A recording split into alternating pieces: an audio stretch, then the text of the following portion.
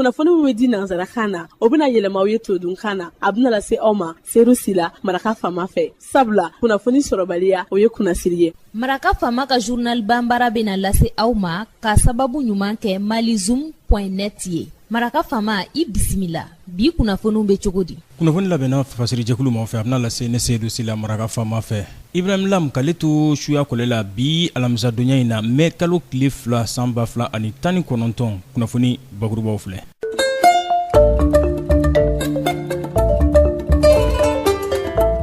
Funangani maa 34 banyango cɛman ni musoman olu de ladɔnniyali ani lafamuyali sɔrɔ furu joona o kɔlɔlɔw kan ani fɛn min ka dɔn ka fɔ ka kalandenw jo minnu fana b'u funangani ɲɔgɔn kalan o kalanbolo sɔrɔli nin ko in labɛnna Association des femmes pour les actions de développement AFADEV o maaw de fɛ a kɛra Medinɛ Kura jardin d'enfants kɔnɔna na kunungo.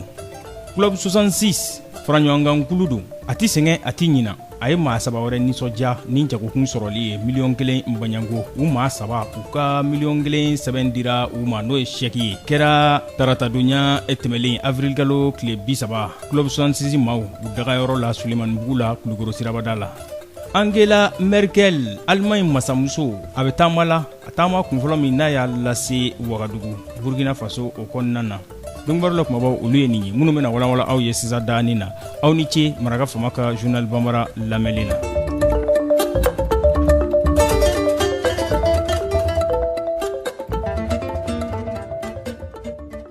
An bɔra k'a fɔ sisan funangɛni maa 34 Banyango cɛ b'a la muso b'a la minnu n'u ye lafamuyali ani ladɔnniyali u ye o ji bɔ furu joona o kɔlɔlɔw kan ani kɔnɔsɔrɔ joona o kɔlɔlɔw ani funangɛni dɔw ka kalan olu fana k'u funangɛni ɲɔgɔn kalan n'u k'a ma ko éducation par pair u y'o fana tɔnɔ bɔ nin ko in labɛnna musojɛkulu dɔ fɛ Association des femmes pour les actions de développement bakuruba fɔ la AFADEV a kɛra Medinɛ Kura jardin d'enfants o dukɛnɛmana na kunungo ni kalanbolo in ani ladɔnniyali kɛnɛ in ani funangɛni dɔw kalanni minnu fana bɛ se k'u ɲɔgɔnnaw kala furu joona o kɔlɔlɔw ani kɔnɔsɔrɔ joona o kɔlɔlɔw kan nin ye baarabolo ye mun n'a tɔgɔ ye ko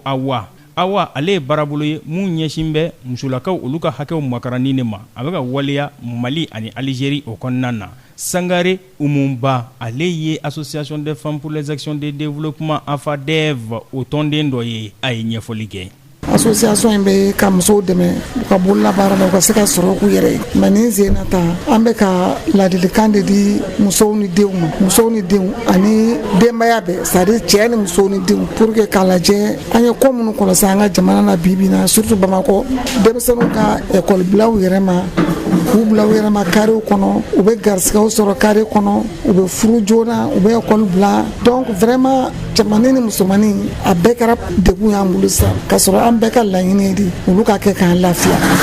donc an bɛna mun kɛ pour que u ka se ka nɔgɔya an bolo an bɛ k'o de wale ɲini tan donc k'u lajɛ denmisɛnnin dɔw suganti u cɛ la ka na n'olu ye an bɛ ɲɔgɔn kuma ɲɔgɔnya yaasa olu fana ka se ka taa an ka kuma ɲɔgɔnya lase. Yoro Ibrahim Jakite ale ye maa hakili jolen ye n'u k'a ma consultant ale bɛ baara kɛ association in ye a bɛ ɲɛfɔli k'an ye lafamuyali in kɛnɛ a lahalayaw la. n'an bɛ baara mun na o ye de ka faamuyali ni ɲɛfɔli kɛ mɔgɔw ye denmisɛnninw ka furu joona kan parce que a kɔlɔlɔ bɛ se ka na ni fɛn dɔw tiɲɛni ye e mun jɔlen filɛ en tant que journaliste ne ko n ko n bɛ muso den denkɛ ma à 16 ans an bɛ quartier in bɛ mun ɲɔgɔn nɔfɛ tu vas me dire pourquoi mais tu n'hésiterais pas à donner ta fille qui a 16 ans donc ça c'est déjà un jeu qui n'est pas tout le temps en faveur de la fille. Le mariage précoce ça veut dire que a bɛ se ka na ni kɔlɔlɔ mun ye o ye denmisɛnnin ka kalan jɔli ye sira la a bɛ se ka na ni kɔlɔlɔ mun ye o ye de psychologiquement muso bɛ siran cɛ ye âge min na n'i y'a di cɛ ma a tɛ cɛ filɛ a complément ye quoi a tɛ cɛ filɛ a dafalan ye a bɛ mɛn ka sɔrɔ a bɛ dugumamɔgɔya la hakili ni kɛcogo ni taabolo la ka sɔrɔ a t'a dɔn a ni cɛ kan ka fara ɲɔgɔn kan ka diɲɛ kunbɛn u y'a s'écouter plus dɔgɔtɔrɔ ye mun fɔ an ye a bɛ na ni gɛlɛya minnu ye fistules ni ɲɛgɛnɛ bɔnbana ni ɲɛgɛnɛ marabaliya plus le fait que mɔgɔw yɛrɛ t'a dɔn k'a fɔ cɛmannin yɛrɛ sen bɛ denmisɛnninw ka furuko la mais n'u ma kunnafoni ni dar'u la fana i b'u mago san diɲɛ influence min bɛ musow ka vie kɔnɔ bi téléphone ni whatsapp ni fɛn ninnu elles sont pas du tout protégées même les jeunes ni faamuyalen nin k'a ta san 10 na fo san 24 an jiginna san ɲuman na mun na pour montrer que n'i ko furu i magara fɛn dani de la diinɛ bɛ furu kɔnɔ adamadenya société tabiya b'a kɔnɔ adamadenya bonya b'a kɔnɔ et puis mɔgɔninfinya yɛrɛ bɛ falen cogo min ka bɔ biganya la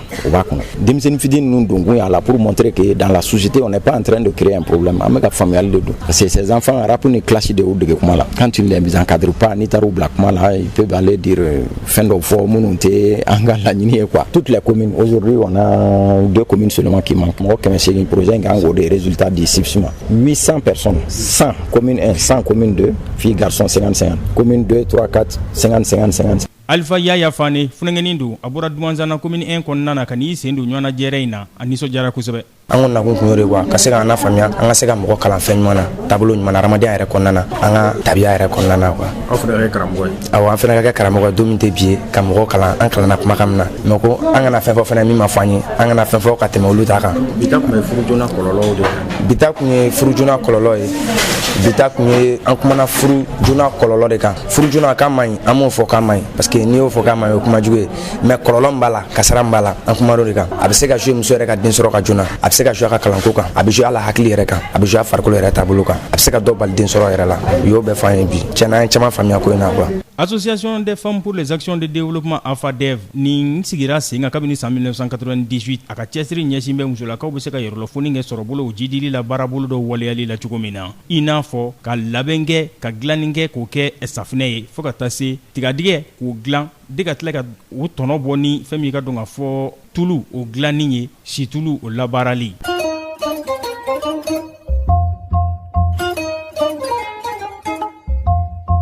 Club 66 ni ye fara ɲɔgɔnkan kulu ye u ti sɛgɛn u ti ɲina layidu taara u bɛ k'a dafa n'o de ye ka maaw k'u ladiya ni fɛn min ye ka dɔn ka fɔ jagokun o sɔrɔli ye jagokun min n'a bɛ taa se fa wari $1,000,000 bɔɲango la wa dɔgɔkun tɛmɛlen in fɛnɛ maa 3 olu ye i ka dɔn ka fɔ $1,000,000 sɔrɔ k'o kɛ jagokun ye u maa 3 ka $1,000,000 tamasiyɛn sɛbɛn n'o ye chèque ye o taara k'o d'u ma avril kalo tile 30 a bɛnna tarata donya ma a kɛra Club 66 maaw dagayɔrɔ la Solimanibugu la Kulukoro sirabada la Club 66 nin ye fara ɲɔgɔnkan kulu ye mun tɛ tɔnɔ ɲini a ka baara la u ko olu ka laɲiniba ye mun ye ka baarabolo dayɛlɛ maaw ye u ko u ka sira taamaw o tɛ dɔwɛrɛ dɛmɛ don ɲɔgɔnya ɲɔgɔn dɛmɛ baarabolo dayɛlɛli ka maaw bilasira de ka tila ka u kɔrɔ don yaasa i sen ka don u ka jagokun in sɔrɔli la $1,000,000 bɔɲango f'i ka kɛ u ka tɔnden ye tɔndenya o b'i wajibiya i ka $2,000 sara san o san ani dɔgɔkun o dɔgɔkun i ka 45 sara san na o bɛ bɛn $2,260 ma secrétaire général Club 66 o tɔgɔ la Musa Balo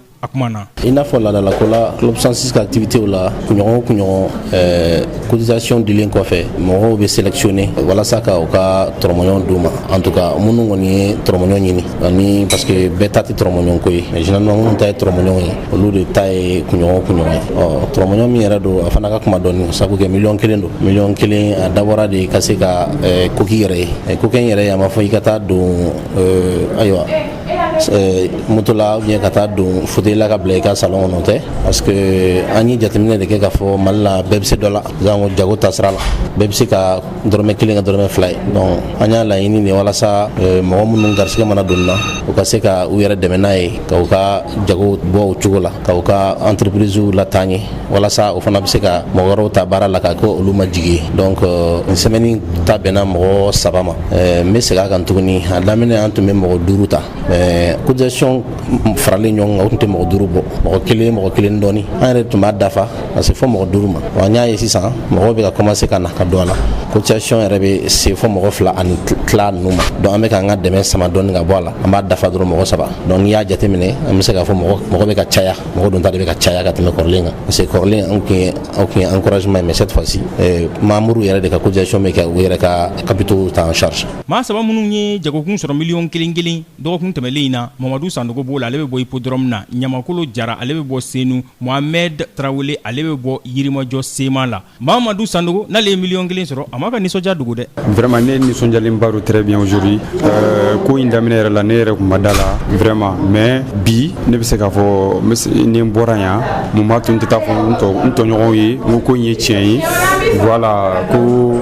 a daminɛna n yɛrɛ la n y'a ye donc n bɛ se ka a yira bɛɛ la k'a fɔ comme quoi ko tiɲɛ don bon bon m'u fo ka baara in na baara ɲɛnɛman don halisa u ka continuer wa courage ta nin ko in na vraiment nin ka ɲi jamana yɛrɛ ma k'a yiraw la k'a fɔ club 66 a tɔndenw octobre kalo san 2019 sira bɛna dayɛlɛ u ye u bɛ se ka t'u denw tɔgɔ sɛbɛn club 66 ka kalansow la fu la cogo min na ka tila ka terrain k'o san k'o di dugukolo kɔni k'o san k'o di u ka tɔndenw ma $1,000,000 baɲango maa 130 baɲango ka tɔndenw na olu bɛ n'o tɔnɔ bɔ ka tila ka kalan o dɛmɛ wari n'o ye bourse formation professionnelle ye $1,000,000 baɲango maa 200 ka se k'o sɔrɔ san na ani iji taga la mun wari bɛ bɛn $2,100,000 ma maa 200 fana ka se k'o ji bɔ san kɔnɔ hakilila jiginna sa k'a fɔ aw ye ko club 66 ko in a bangera ni maliden dɔ de ka hakilina ye n'o ye Abu Jarasuba ye n'ale yɛrɛ mɛnna lamɛrikɛn jamana kan kosɛbɛ wa an bɛ donni minɛ ko bi sɔrɔ buson b'a don Mali kɔnɔ yan.